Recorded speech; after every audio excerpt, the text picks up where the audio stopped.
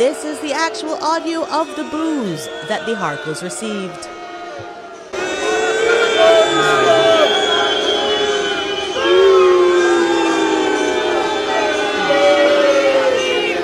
Everyone is asking the same question. What changed? Because for years we heard that the obstacle that was standing between Harry, Meghan, and these children was the UK thing around security. I'm sure they don't have the security that they wanted, that it was highly illegal for her to get. Here's the actual recording of the booms that echoed just as the heart was received. Clearly, the level of security in place wasn't anywhere near what anyone might have hoped for. It was, in fact, highly questionable and likely illegal for her to even have obtained such protection. This whole situation has her caught in an incredibly tough spot, a real catch, 2-2. If you put yourself in her shoes, the smartest, most logical step, given everything she faces, would be to simply choose the third option: don't show up at all. That way, neither of the difficult outcomes she's fearing ever materializes. Many believe that if she were to ever appear publicly in that region, she'd be met with a strongly hostile reception from the crowd. It's not because this has actually been confirmed in reality, but because numerous commentators and experts have openly predicted exactly that hostile reaction. For Meghan Markle to return to the UK, that's an admission of professional defeat. That's an admission of we need help, in my opinion. You talk about a woman bringing the ghetto into the royal family. This right here is on full display ghetto, what is happening. Months in advance, long before this trip was even on the horizon. It's almost as if she's aware of all these warning signs and is treating these predictions with the utmost seriousness. One expert on branding and cultural dynamics summed it up in a straightforward way just weeks before this scheduled visit, implying that she really had to consider the risks carefully and make a choice that would keep her safe and avoid escalating tensions. If Meghan were to make an appearance in a place where tensions were already running high, it's not hard to imagine that the welcome might be far from warm, perhaps even mixed with audible jeers or disapproving murmurs. Now, nobody is outright claiming this happened, but many insiders believe this very possibility could be the exact reason why she would want to avoid sticking around long enough to face that reaction head-on. It's a scenario that adds a layer of complexity and intrigue to the story, one that fans and critics alike have been quietly buzzing about. But here's where things get really interesting and a bit more complicated. The timing of this visit couldn't have been more awkward. Well, we are as well, to see if they'll come on stage and show themselves, but I doubt it. I really don't think so. I mean, the trip has really been a train wreck, as Kinsey says, and I don't know if Meghan wants herself associated with this massive loss. I mean, how can we trust anything Harry ever says again, including what he says about his family, if he's been proven to have basically put falsehoods to the court? Yeah, I mean, there's some people have accused Harry of lying to the court. I wouldn't want to go that far, although I wouldn't put it past him. Well, you know what? Weed is a hell of a drug. You know, when you smoke a lot of pot, you have a hard time remembering stuff. That's right. The guys that You should have been his defence, Kinsey. This is great. But of course, Kinsey knows. We must not suggest in any way that he would smoke cannabis while he's in Britain, because that's illegal. But when he's in California, he's off his head. He's off his head most of the time, let's be honest. Now, casting serious doubt on any assumption that Meghan would be comfortable making a public appearance right then. You see, this visit took place during the very same week that Prince Harry suffered a significant legal defeat in his privacy battle with the publisher of the Daily Mail. This wasn't just any loss, this was a court-confirmed, hard-hitting ruling with legal costs reportedly soaring to around a staggering £50 million. Harry himself was blunt in his reaction, describing the court's decision as a complete and obvious whitewash. It's a strong phrase, one that came directly from him, not from any outside commentator. Imagine the atmosphere at that time.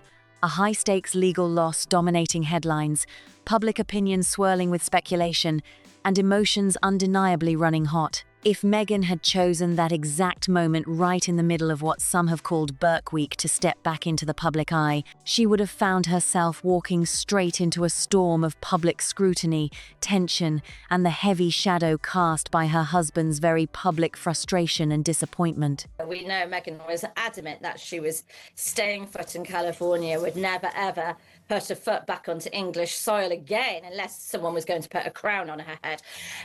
Maybe that's what she thinks is going to happen in the future, but things have changed. Right, we have to go back a little bit back in time with this, Mark, to explain it. But Meghan and Harry's American dream, their Californian dream, hasn't worked out, hasn't gone to plan the way that they thought it was. The adulation, the money. We've got to come back to money on this. It always comes back to finances with these two. The money hasn't come rolling in. It hasn't been a juggernaut of cash, which is what Meghan envisaged all those years ago when she was working out. The timing alone makes the theory that she would make a grand appearance then feel much less plausible. Instead, it paints a picture of strategic silence, perhaps even retreat, in the face of an already charged and unsettled atmosphere.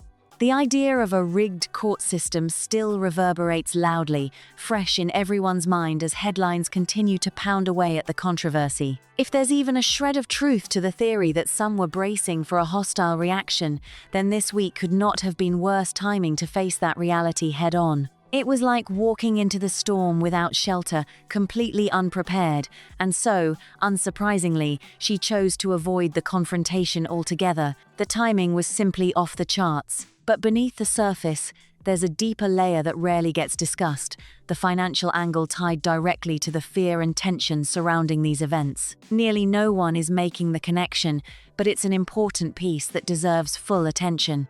Some of this is grounded in concrete reports, while much of it is based on whispers and unconfirmed information swirling behind the scenes. This hidden financial pressure adds a whole new dimension to the story.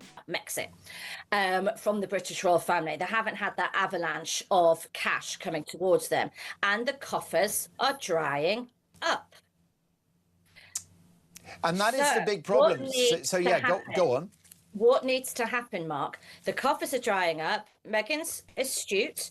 She's thinking, okay, plan A hasn't worked. I don't want to have to do it, but I'm going to have to try and swap to plan B. And plan B is we've got to curry favour again with the king, because we may one day need to call on his services. Prince Harry was in the UK around this very time to support events for the Invictus Games Foundation, an organisation close to his heart. However, there are emerging reports suggesting that the foundation may have recently lost some key sponsors, which would be a significant blow. Over the past few seasons, the foundation's funding has relied heavily on certain UK grants. These grants often hinge on matching donation requirements. If those major sponsors have fallen away, it creates real urgency to secure fresh support quickly. In this light, a high-profile appearance by the Sussexes isn't just about making headlines or personal gestures, it carries substantial monetary value for the foundation. Every public event they attend can influence donations and bring in much-needed funds. If the pressure is indeed mounting, it's no surprise that they would be cautious about when and where to show up, protecting not only their personal interests, but also the financial stability of the causes they champion. At its core, this is a straightforward yet deeply unsettling question that lingers in the air, begging for contemplation instead of being quickly brushed aside. In this family, is showing up, or consciously choosing not to ever truly about personal feelings or genuine relationships anymore? What will Meghan make of this defeat in the High Court yesterday, which, by the way, is on top of January 2024, when Harry withdrew his legal action against the publishers of the Mail on Sunday in regard to their coverage of his request for armed royal protection. He changed his mind on that one, and he had to pay £750,000 worth of costs of the Mail, and probably the same amount for himself. So he's been here before. Yeah, he has been here before, and I'm so curious to know your opinion on this.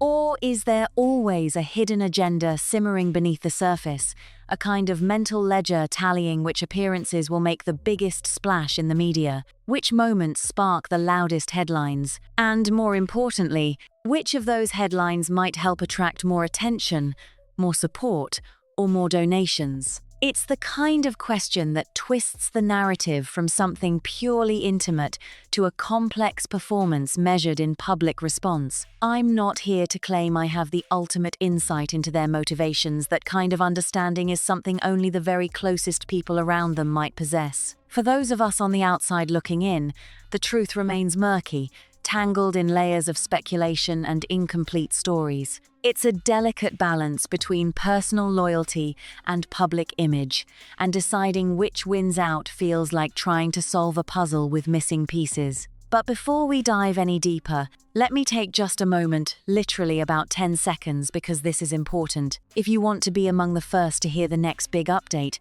the moment it actually breaks, rather than stumbling across it days later through a misleading clip or a headline you can't quite trust, here's the best way.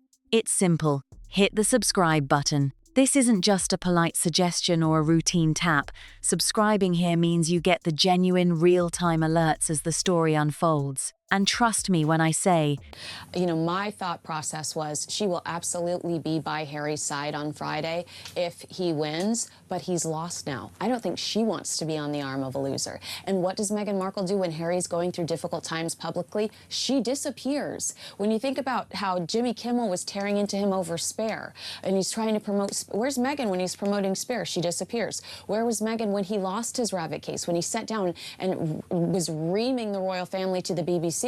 Meghan mysteriously disappears. When Harry is going through difficult times, Meghan is MIA. She's nowhere to be found. This one is far from finished. Things have been moving at lightning speed, and there's a growing buzz that Harry and Meghan might not even be on the same page about the purpose of this trip. Imagine this. Harry is deeply committed to connecting his children with their grandfather and embracing their royal roots. He genuinely sees the value in building that bridge to their family legacy, wanting his kids to know where they come from. Meanwhile, Meghan's perspective seems to be quite different. She appears less invested in maintaining those traditional ties or upholding the formalities of the institution that Harry still respects. If this theory holds any truth, then suddenly the back-and-forth drama, the on-again, off-again dance of "we're going, no, we're not," starts to make a lot more sense than the usual excuse of busy schedules and timing conflicts that people often throw around. It paints a picture of two individuals quietly charting separate courses under the guise of a family trip. Harry, fully embracing the spotlight, spends the week publicly visible, engaging with the cameras and the attention that comes with his royal connections. Contrast that with Meghan, who stays completely out of view, avoiding the cameras entirely, almost as if she's living a parallel reality. This silent divide between them during what was meant to be a united family moment reveals a lot about the undercurrents beneath the surface. Invictus is Harry. Harry is Invictus. Yeah. And you're telling me it could be cancelled. Could be. I promise you, other than some physical problem like illness or whatever, this is the worst thing that could happen to Harry. Invictus is a great idea, and it started off really well. But I'll start with this. Do you know how it's funded, Invictus? The majority, it used to be, all sponsorship was the main way it was funded. In recent years, and for the Birmingham Games, it's now majority funded by whichever country is hosting it. So last year it was Canada. They paid a few million towards it, and that was the chunk of the money that helped put the games on. The UK have pledged, they've underwritten 26 million quid. And here's the real twist, the comparison people often overlook, but which sheds the most light on what's really happening. Instead of settling for easy answers or jumping to the popular, oversimplified explanations, looking closely at this split shows that two very different stories are being told simultaneously. This trip wasn't just a straightforward family gathering. It became a subtle battleground of intentions, priorities, and visions for the future on display for anyone paying attention. Whenever Meghan steps into the spotlight, the comparisons to Diana come flooding in every single time. no matter if it truly fits the situation or not. It's like the world can't stop measuring Meghan against Diana's legacy, holding her up to a standard that may not even be relevant. But what if Meghan focused her energy elsewhere? Imagine if she put that passion towards something like fighting drunk driving or supporting causes like Mothers Against Drunk Driving. That kind of dedication would shift the whole conversation. It would make sense. It would be a realignment towards something meaningful and impactful, but that would take a turn away from the constant royal drama for next year's Birmingham Games. But they would only release that money if Invictus raise enough money for the games to go ahead.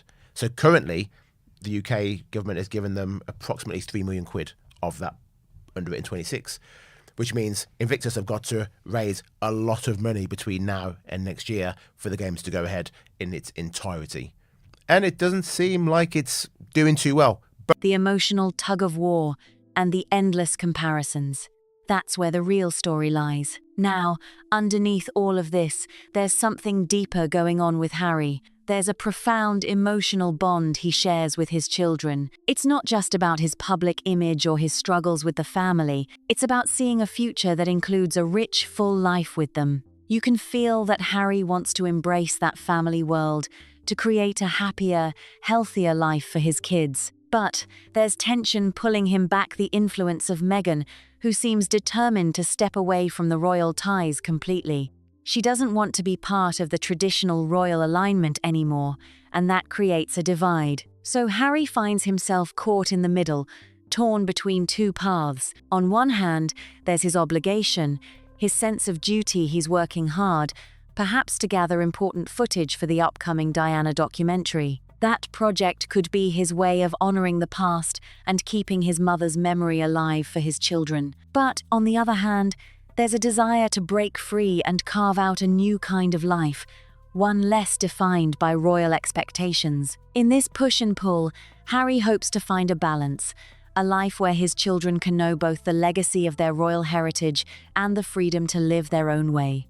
It's a complex, emotional journey that's still unfolding, and the world is watching every step. Harry has a deep understanding of his roots and the environment he was raised in. He genuinely wants to honor that upbringing and maintain the close ties that shaped him. However, there's a clear tension beneath the surface.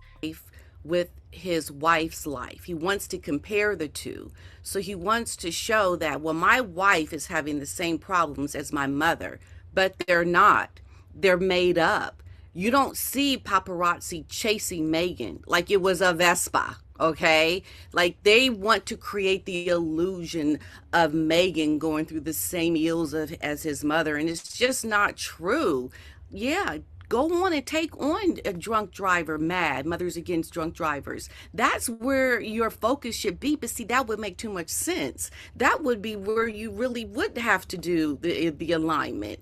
Something that's preventing him from fully living out those intentions. The friction, it seems, comes down to Meghan. Behind closed doors, tensions are simmering. Their visions for the future just don't line up, and that clash is starting to spill into the public eye in ways that confuse many of us. Take the whole security narrative, for example. At first glance, it sounds serious, but when you dig deeper, it just doesn't add up. The security threat story feels more like a smokescreen, a fabricated excuse rather than a genuine concern. It's hard not to see Meghan's influence here as the one stirring the pot, complicating things for Harry and, sadly, casting him in a less flattering light. But beneath it all, I firmly believe Harry has a heartfelt desire for his kids to maintain some kind of meaningful connection with his father. That part is real. There's a delicate, private side to this situation that we don't often see, personal moments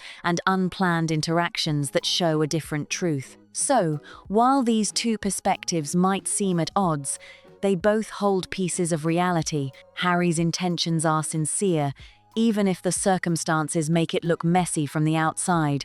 There's an emotional connection, I think, that Harry has with his children to see his world, to see his life.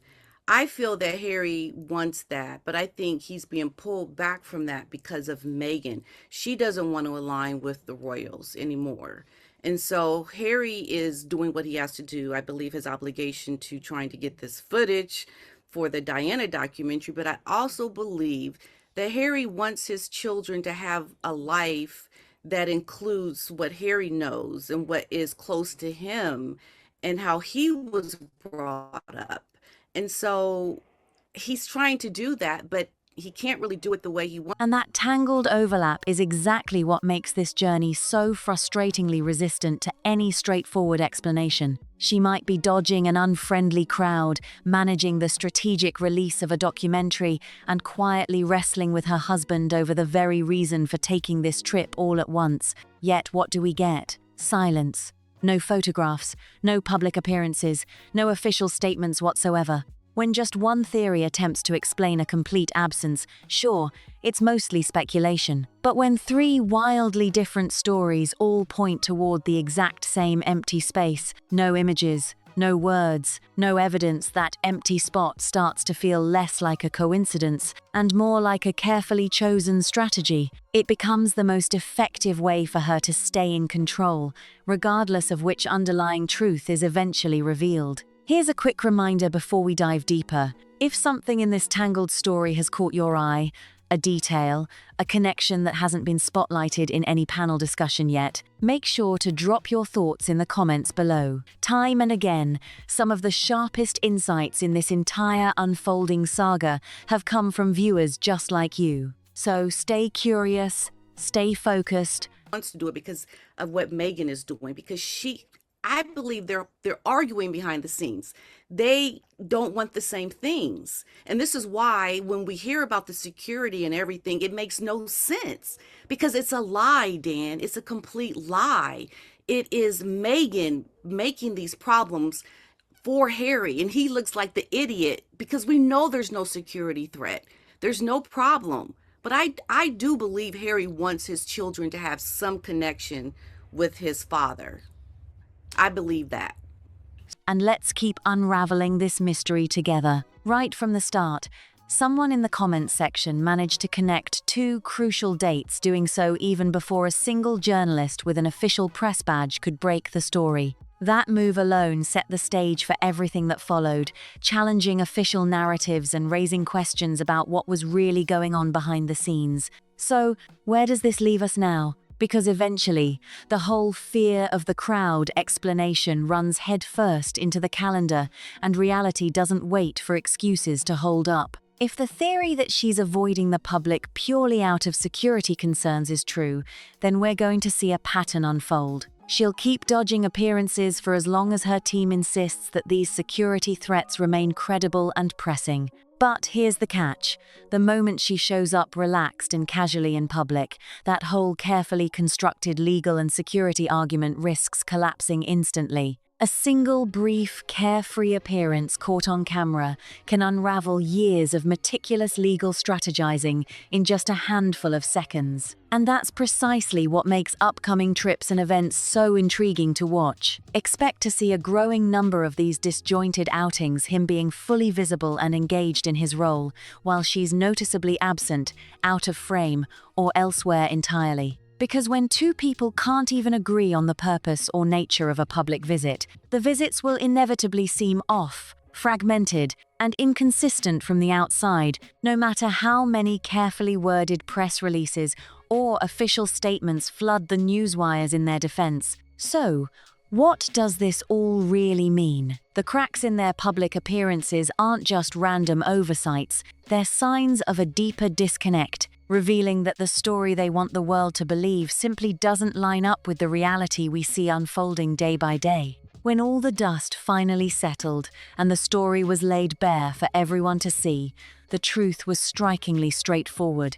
It can be captured in just one breath. Harry arrived, stepped into the spotlight, endured a high-profile, costly courtroom battle that unfolded openly and transparently for the nation to witness. As he exited the courtroom, he left everyone with a sharp, unmistakable remark that echoed loudly in the public sphere. Every moment of his journey was visible, dissected, and discussed by millions. Meanwhile, Meghan's presence or absence remained shrouded in mystery, hinging entirely on which news source you decided to trust, as the reports were wildly inconsistent. She came or didn't come, but either way, she left behind absolutely nothing for the cameras, the reporters, or the public to dissect, analyze, or even whisper about. In a family where the very essence of their identity, stretching back over decades, hinges on what is captured by the flash of a camera and just as much on what is deliberately left out of view,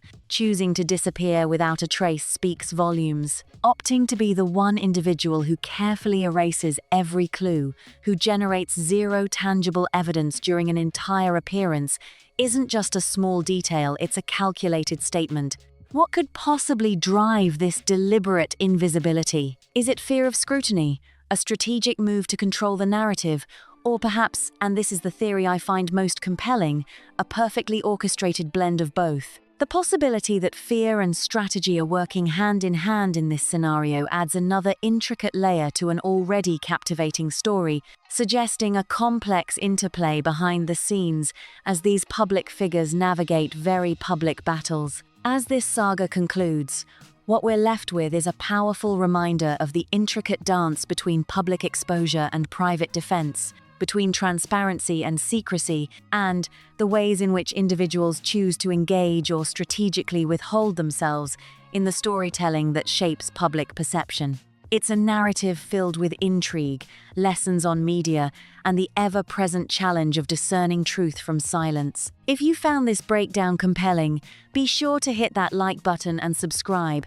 so you don't miss out on future stories that dive deep beneath the surface. Share this video with friends and family who love a good mystery just as much as you do, and leave your thoughts down below. What do you think was really behind Meghan's silence? We love hearing from you. Thanks for watching, and we'll see you in the next one.